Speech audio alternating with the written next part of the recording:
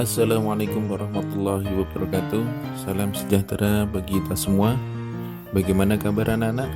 Semoga kalian dalam keadaan sehat dan selalu semangat belajar. Pada bagian kedua ini, kita akan mempelajari mengenai perumusan dasar negara. Tujuan pembelajaran. Setelah mempelajari materi ini, peserta didik diharapkan mampu mendeskripsikan perumusan Pancasila sebagai dasar negara. Pada pertemuan sebelumnya, kita sudah mempelajari pembentukan BPUPKI, keanggotaan BPUPKI, tugas BPUPKI, sidang BPUPKI. Sekarang saatnya kita mempelajari tentang perumusan dasar negara. Dasar negara merupakan pondasi berdirinya negara.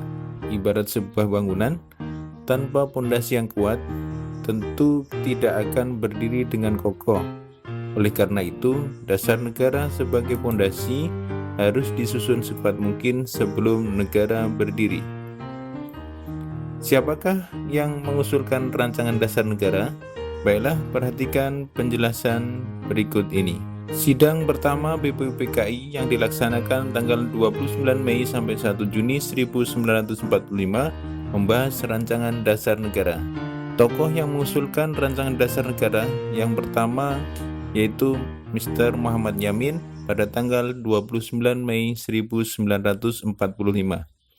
Beliau menyampaikan dua kali usulan, yaitu secara lisan dan secara tertulis. Usulan dasar negara secara lisan yang pertama, peri kebangsaan, 2, peri kemanusiaan, 3, peri ketuhanan, 4, peri kerakyatan, 5, kesejahteraan sosial.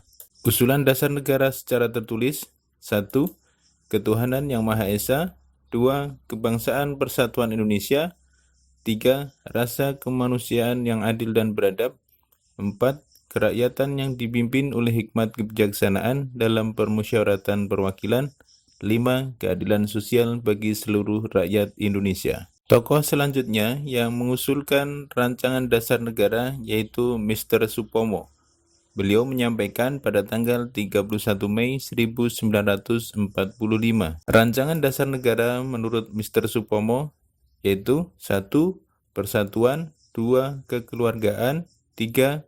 Keseimbangan lahir dan batin, 4. Musyawarah, 5. Keadilan rakyat. Tokoh selanjutnya yang mengusulkan rancangan dasar negara yaitu Insinyur Soekarno.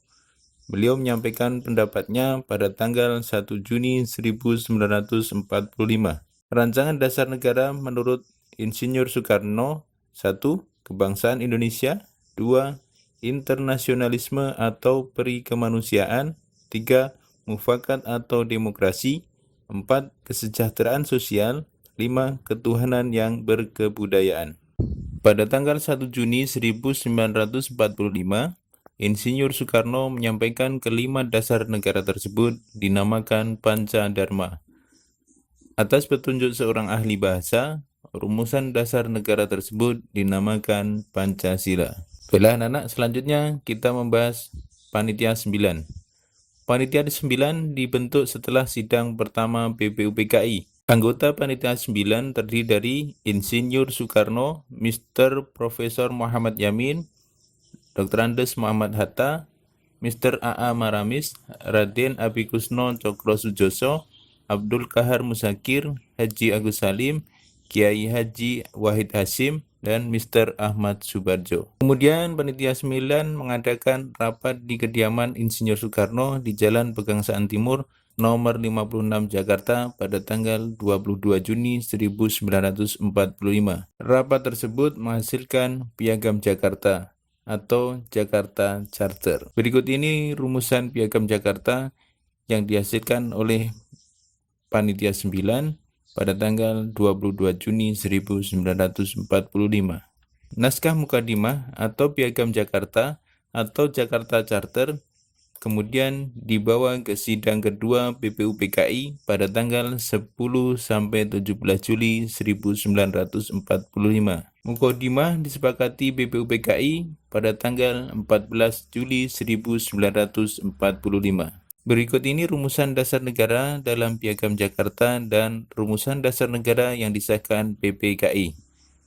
Ada perbedaan yaitu pada sila pertama. Rumusan dasar negara yang tercantum dalam Piagam Jakarta dalam sidang PPKI tanggal 18 Agustus 1945 mengalami perubahan pada sila pertama. Semula berbunyi ketuhanan dengan kewajiban menjalankan syariat Islam bagi pemeluk-pemeluknya, diubah menjadi ketuhanan yang Maha Esa. Agar kalian lebih memahami materi ini, silahkan kerjakan tugas berikut ini. Bapak akhiri, selamat belajar dan wassalamualaikum warahmatullahi wabarakatuh.